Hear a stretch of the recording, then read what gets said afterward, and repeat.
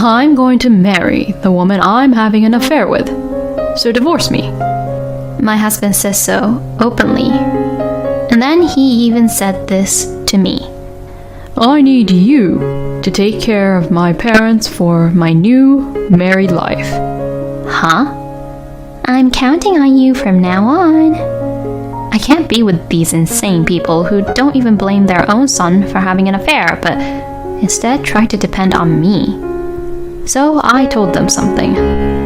My in-laws turned blue and got down on their knees to me as hard as they could. I am so sorry. My name is Mel. I am a 40-year-old part-time housewife. My husband and I have been married for about 16 years. We met through work. We are colleagues in the same company. We worked together on the same projects and went out for drinks. My husband was 2 years older than me and seemed to be a much more mature man to me at that time. He was funny and cool, and I fell in love with him at once.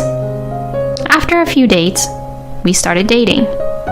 After about a year of dating, he proposed to me, and we got married. I was very happy that I was going to marry the man I loved. I was only 24 years old at the time, but I think I really loved him because I still decided to marry him. After that, my husband and I worked together and had a happy married life. 3 years into our marriage, our son, Zach, was born. He was so cute. I thought he was an angel when he was just born. We were building a good family and were happy. I think it was a good thing that I quit my job after the birth because I was able to devote myself to raising our son and spend a lot of time with him. And I had a good relationship with my in-laws. When I visited my in-laws, they talked to me kindly with smiles on their faces and made me feel comfortable. I thought that we had a really happy married life.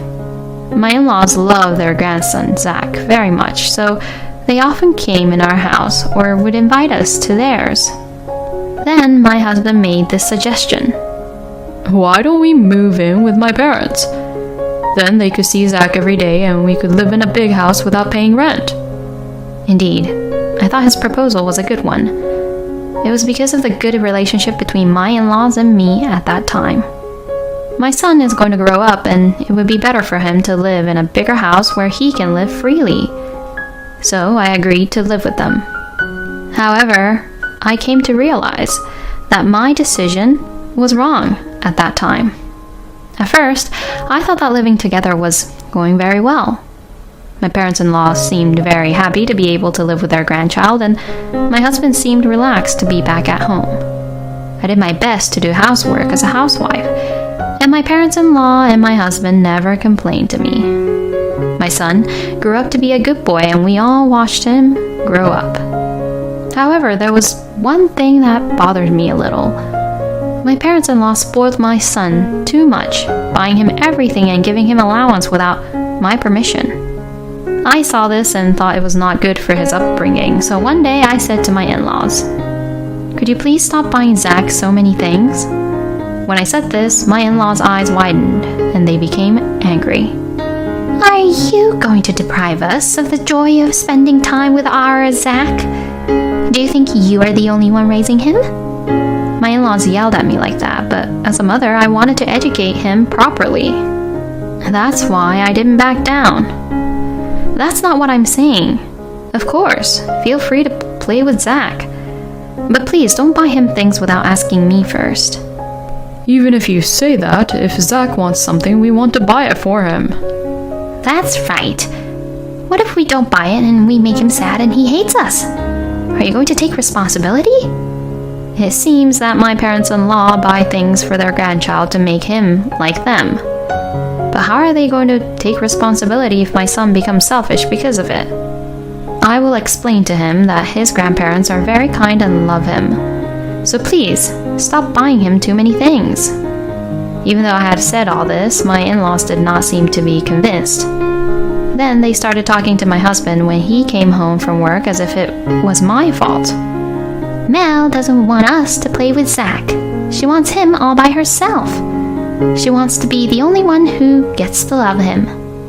I was surprised to hear my in-laws say something completely different, and my husband took them at their word. Hey, what's the meaning of this? Are Are you being mean to my mom and dad?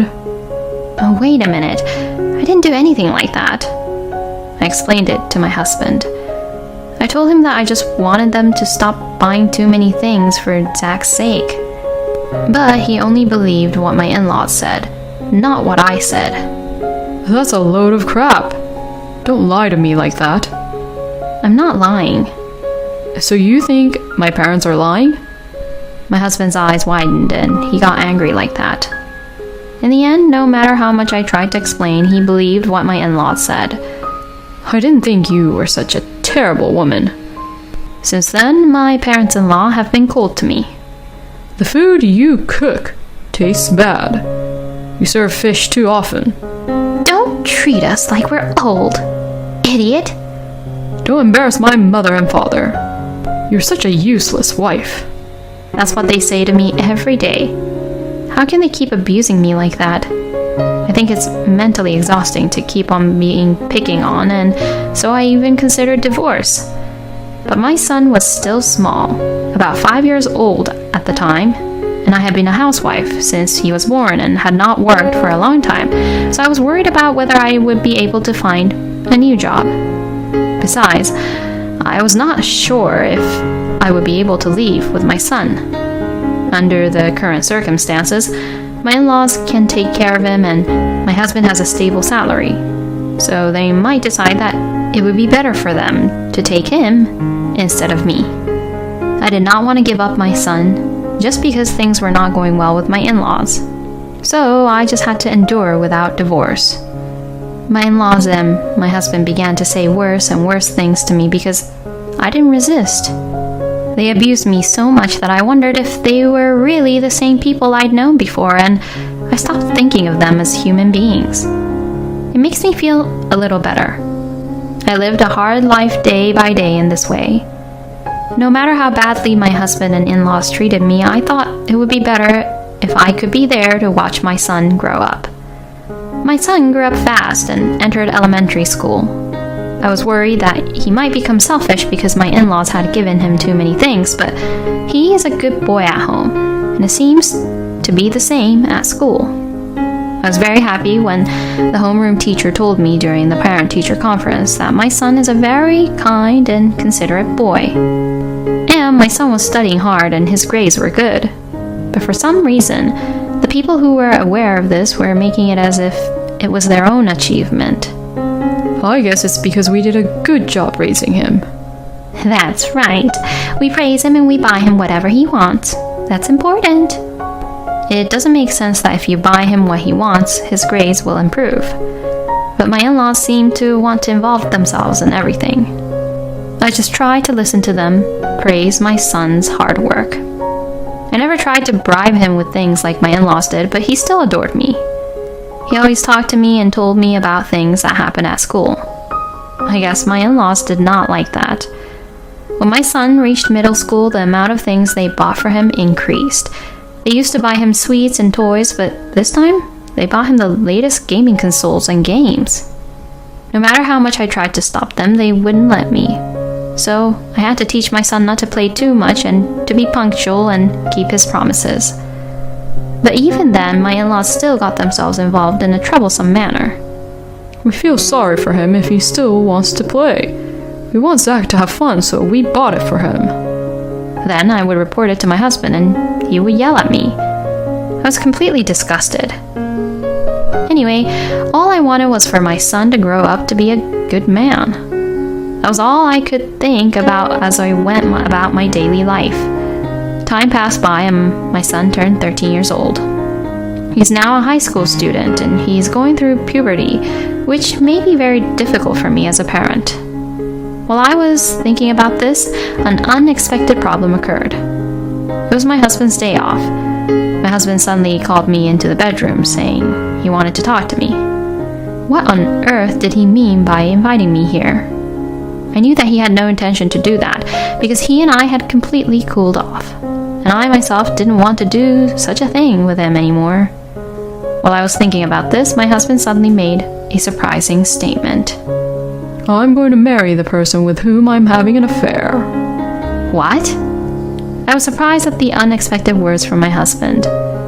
Well, it's understandable to be surprised. I've been trying to keep you in the dark, but I thought it was time to tell you.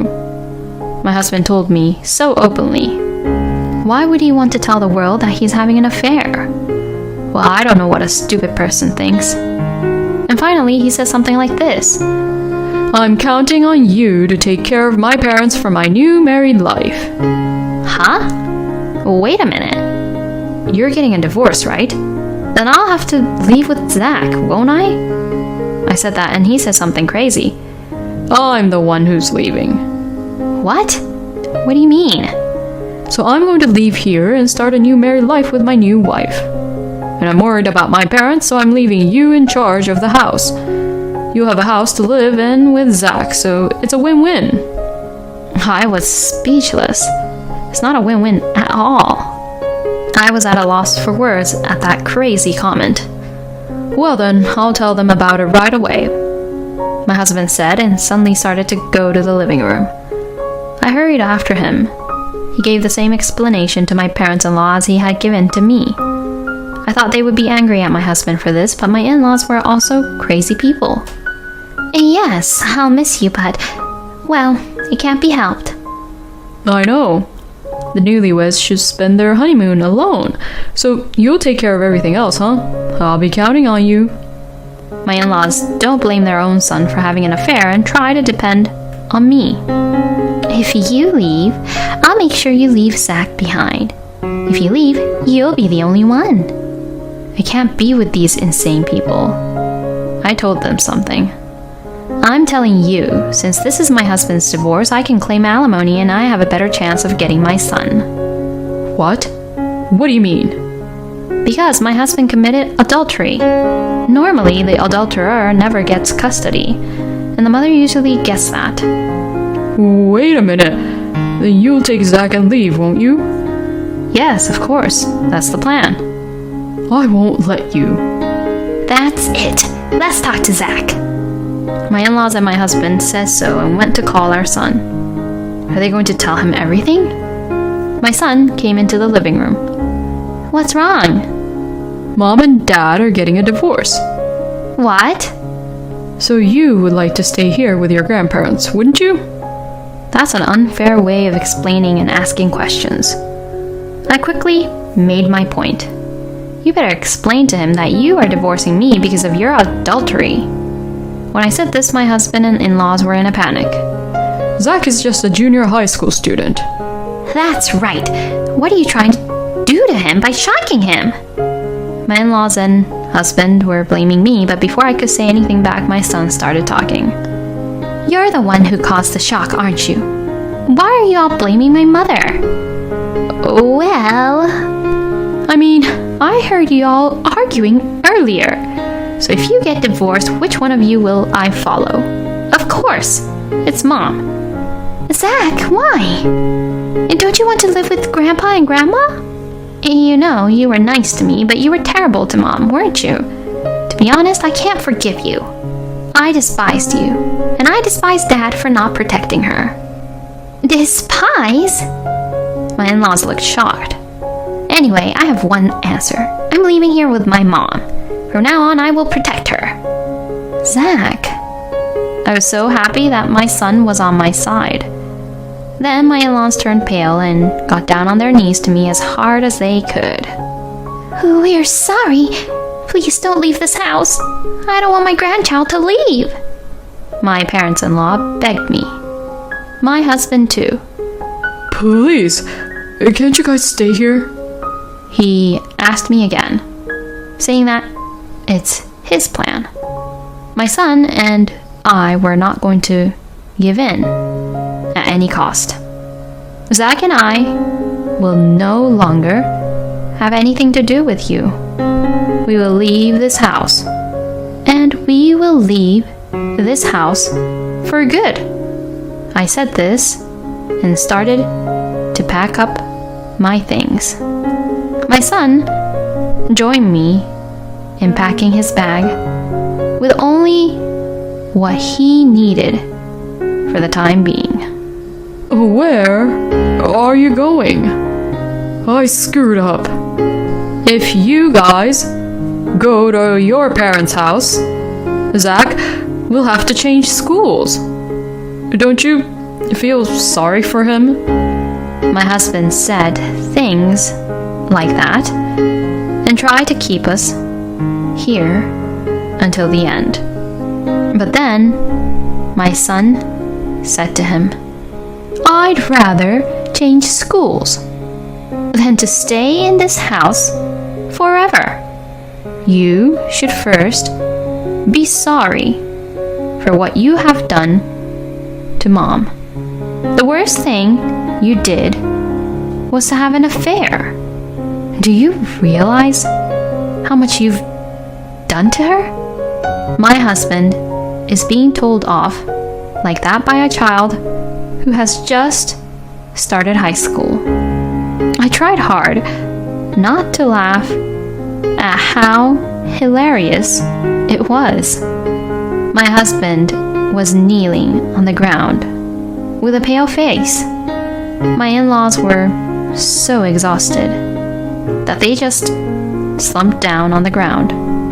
My son and I left the house, and I drove to my parents' house with him by my side. After that, I hired a lawyer and demanded divorce, alimony, and child support for my husband. Of course, I also demanded alimony from the adulterous partner. My husband thought that if I moved in with my parents, he would not have to pay child support.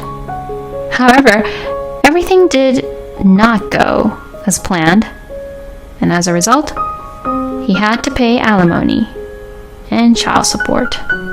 Furthermore, the affair partner also said that the story he had told her was different, and so he was eventually dumped. He is currently staying with my in-laws and putting most of his income towards alimony and child support. Incidentally, I told the neighbors about the affair and sent a certified letter to my ex-husband's workplace, so people around my ex-husband know about it, and they look at him coldly and refuse to get involved with him. Because of you, we can't see Zach anymore. My ex-in-laws would blame my ex-husband. "It's because of my money that you have been living a good life, right?" It's said that they have been quarreling every day. My ex-husband sent me a message saying that he wanted to get back together with me, but I only read the message and blocked him. I also blocked his incoming calls so that he could not contact me at all. After I went back to my hometown with my son, I started working as an office worker for a friend of my father's company. Now, I am raising my son as a single mother with the support of my parents. My son has remained a kind-hearted child despite all that has happened, and he seems to be adjusting well to his new school. I will continue to work as hard as I can and watch my son grow up.